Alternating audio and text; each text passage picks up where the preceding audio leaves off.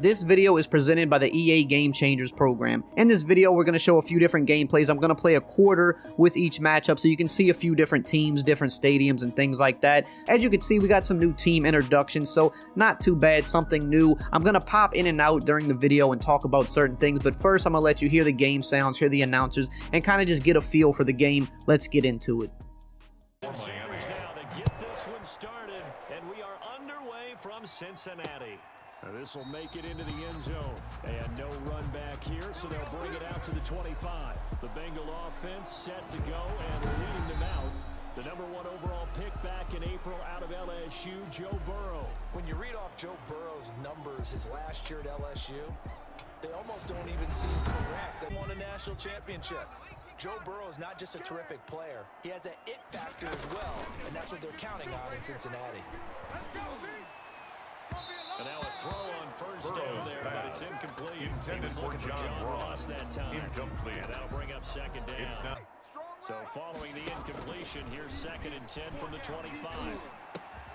They'll find the rookie from Clemson, T. Higgins. Now, something else I noticed, I don't know if it was just me, but it seemed like there were a lot more sideline cut scenes like what you're seeing happen right now, and there was more variety to them. I definitely think they added some new ones, and they just seem to happen a lot more often in between plays, which is nice. It adds a little bit more immersion to the game, but the sidelines themselves during the actual gameplay is still very much the same. You know, no names on the back of jerseys. The player builds on the sidelines still look weird when it's not a cutscene, so kind of bummed that they were not able to address that. I'm thinking on next gen it'll finally get addressed because it's just been long overdue. It just kind of looks weird when you run along the sidelines in game and all the players just don't look like real players. But the cutscenes themselves, I did notice it seems like there's just more there. Again, you're seeing it on the screen again, so it's nice when they have those cutscenes. It just makes the game look a little bit more realistic and cool in my opinion. But I just wanted to pop in and say that. Let's get back to the gameplay. First down, here's Burrow. That's complete. Bernard. He's got the first down inside the 10. And he's Bengal TD. Touchdown. 25 Bengal. Touchdown to check down. Look downfield first, bring it back to the line of scrimmage. Not easy for a rookie to do. Oftentimes they get one look and they make their decision off the field. He went through Dolphins, nothing. That was impressive. Now this will make it into the end zone. And ultimately cannot get this out to the 25-yard line as he's dropped at the 23. The Dolphins now taking the field. And many thought that was lost when the Dolphins actually won a few games at the end of the season. But Tua still went to them at number 5, and he has fit in perfectly. Exactly what they've been looking for at the quarterback position. Tunga Vailoa's pass. Complete to Devontae Parker. A really nice gain. It's a gain of 25 yards. Defense gives up a touchdown the opening drive. Offense, you got to want to get out there and get those points back right now. And that's a sharp throw there to get this drive off to a good start. Just shy of midfield. Here's the first carry from Matt Breida.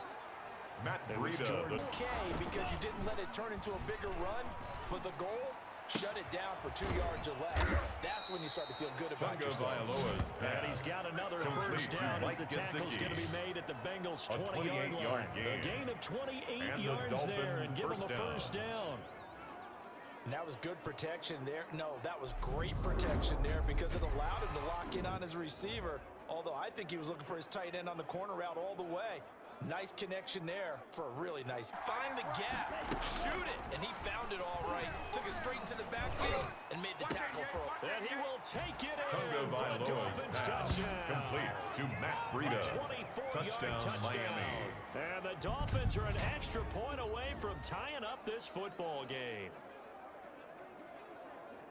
Those are the drives that prove a lot. The team usually says, okay, we got to take care of this guy. We got to protect him.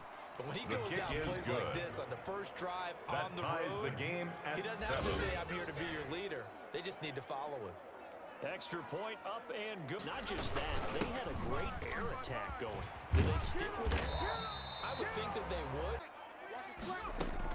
Burrow going to fake to mix it and now look to throw. And he'll work it across midfield inside the 45. That one good for 15, and the Bengals get a first down. I know this may be jumping the fences, just holding someone to a field goal and maybe trying to get advantage that way. Now this one complete downfield on the left side. And he will take it on in. Bengals touchdown. John Ross, 44 yards. Now, as you just saw there on that big play to John Ross, the new reach out animation, which is finally in the game. Not sure why this was never in the game before, but it's finally here. You're going to see players reach out for the goal line, for the pylon, for the first downs a lot more often, as you're going to see here in the replay. This animation didn't trigger nearly as much as I thought it would. It happened, you know, here and there throughout games, but it just didn't happen as much as I thought. But a lot of plays where normally it would have, you know, been inches or 1 yard short were turning into first downs because players were reaching out for the marker and for extra yards, which is nice to finally see. Now here we're at the end of the first quarter. I'm just trying to throw the ball up, get down the field quick, because like I said, I'm just playing 1 quarter per matchup, so I'm trying to see if I could score, throw it up to Devontae Parker, and I actually get a pretty sick user aggressive catch. Not too bad. Now we're about to hop right into the second matchup of the video.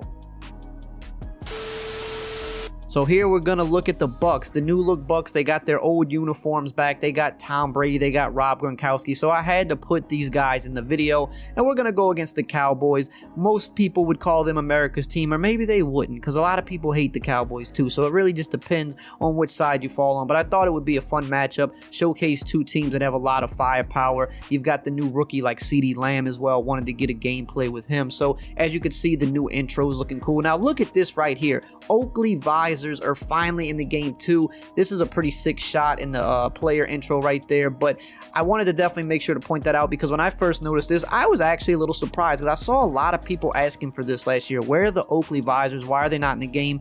They're finally in the game. They look pretty sick in my opinion. As far as equipment overall, didn't look like there was a ton of new equipment. They had the Oakley Visors, which was the biggest thing. There were definitely like a couple new pairs of cleats. I think there was a new pair of Jordan cleats if I'm not mistaken, and there might have been a couple pairs of new gloves, but that was about it in terms of equipment. Nothing really big there. Potentially in an update, they'll always add more equipment. They've been doing that over the last 2 years, so we might see that. But that's enough talking. I'm going to let you hear the game sounds for this gameplay here, and then I'll join you back in a few minutes.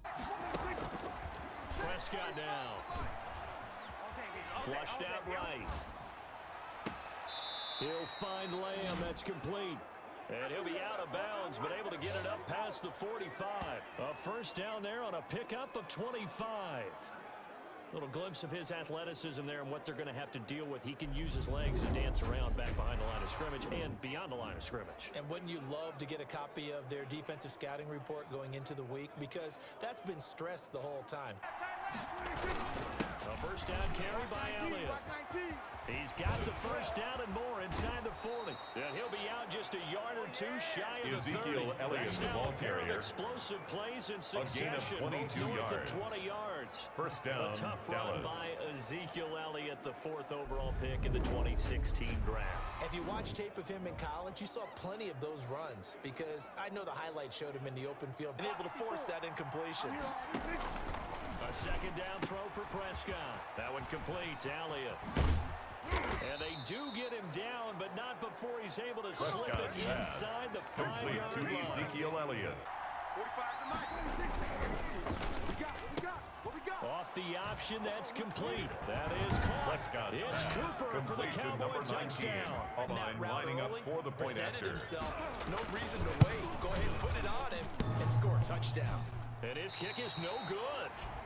Oh, brother, this guy stinks! Okay, yes, I missed an extra point. Go ahead, roast me in the comments. I deserve it. Let me know how much I suck. But on a serious note, they did say this year the kick meter was going to be a little bit less forgiving, and as you saw, my accuracy was just a little bit too far to the right there. In a past Madden, that probably would have been a made extra point, but this year, you're going to miss those kicks a little bit if you're not close enough to the accuracy, which I do think is a good change, especially for long field goals, because those have just been way too easy to make in Madden, even if your accuracy wasn't perfect. There wasn't a lot of stress in those long field goals, and this year, I think it's going to make people stress a little bit more, and they're going to miss a lot more of those field goals because you really have to nail them perfectly for them to go through the uprights.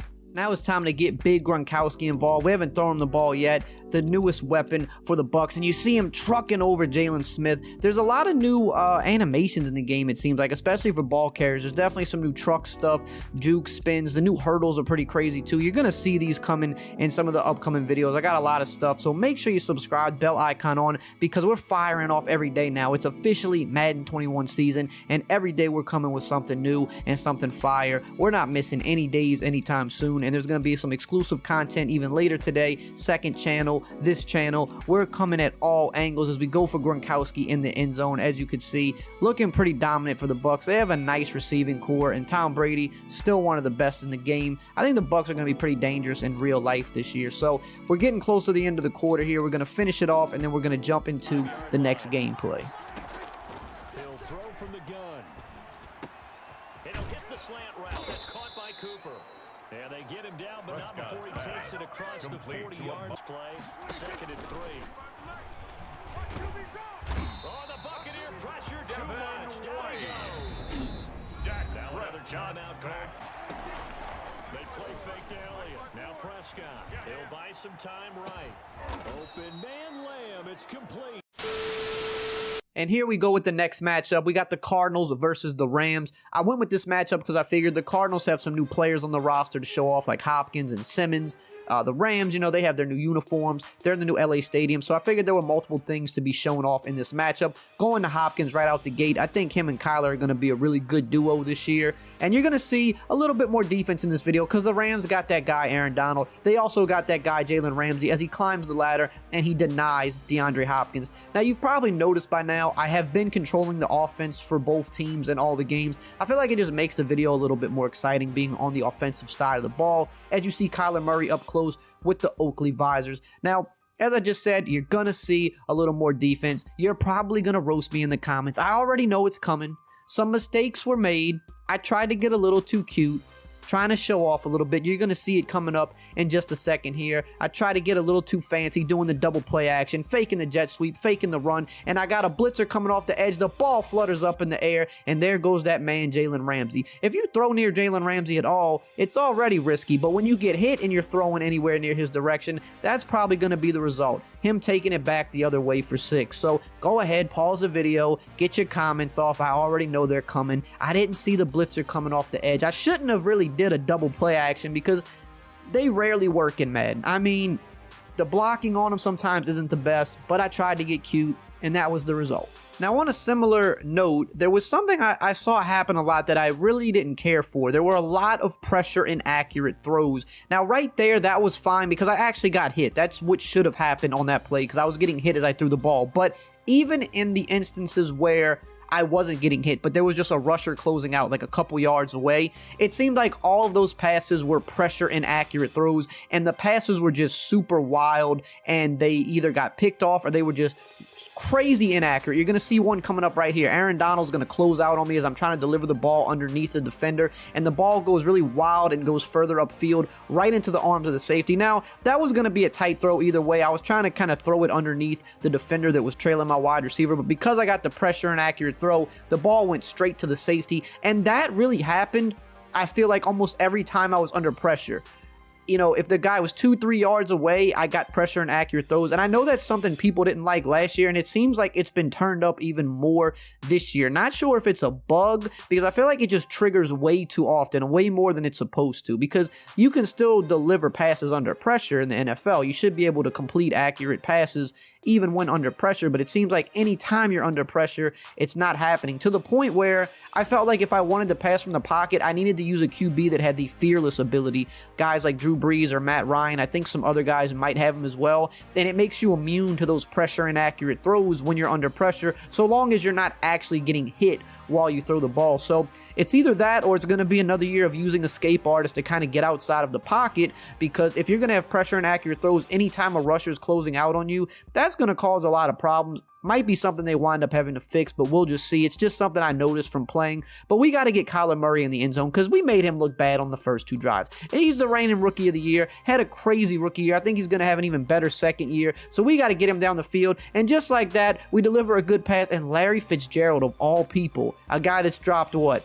6 passes his whole career. He drops the ball, but we only got a few seconds left, or 50 seconds left. We got to get down the field before this quarter's over and get Kyler Murray in the end zone and make him look good, because those first 2 drives, we did not do him justice. We're going to get down the field by any means necessary, using the escape artist to get outside of the pocket here. Always a good tool. And we hit Christian Kirk. Can we get in the end zone? No, they're going to stop us short. I believe that was the new location-based tackling coming into play right there. And you see the custom celebrations coming up on screen. Not something that happened as often as I thought I would see it happen. Much like the reach for the pylon type animation, the custom celebrations don't come up after every single big play. But we're going to take the draw into the end zone. Kyler Murray trucking through the linebacker. I said by any means possible we were getting in there, so we were able to finish it off, making Kyler look pretty good. Now let's get to the next game. And here we have the Raiders versus the Panthers. I definitely wanted to show off the Raiders because they're in the new Las Vegas Stadium, which looks pretty sick. Get a good look inside of what the new stadium looks like. And of course, we got Henry Ruggs. We got to get him involved. He's already the 2nd fastest player in Madden, only behind Tyreek Hill. So we're trying to get him involved early, put the burners on. Just like when you use the Chiefs, you're trying to find number 10 and get him involved. That's the same thing with the Raiders this year. You find number 11 because speed kills. When you have that much speed, there's just not much you can do with it. But they also have Josh Jacobs, the 2nd-year running back, a guy that a lot of people thought should have been Rookie of the Year last year. Had a really good season, and he's got his superstar abilities in the game. The Raiders as a whole actually don't have the worst roster. I was looking at it. They have some pretty good players on the roster. They don't have a whole lot of guys with abilities. Yeah, they do have a couple guys on the O-line, and then, of course, Josh Jacobs, but they don't have, like, other than Josh Jacobs, I think he's the only skill position guy with abilities. But again, the Henry Ruggs speed definitely comes in handy as well. So the Raiders, not that bad. Take a look at their roster. Defense, they got some pretty decent players as well. As we're going down the field, we're going to try to get in the end zone in the new Las Vegas Stadium. Tyrell Williams getting behind the defender. You might also know these new transitions, or notice these new transitions in between the plays.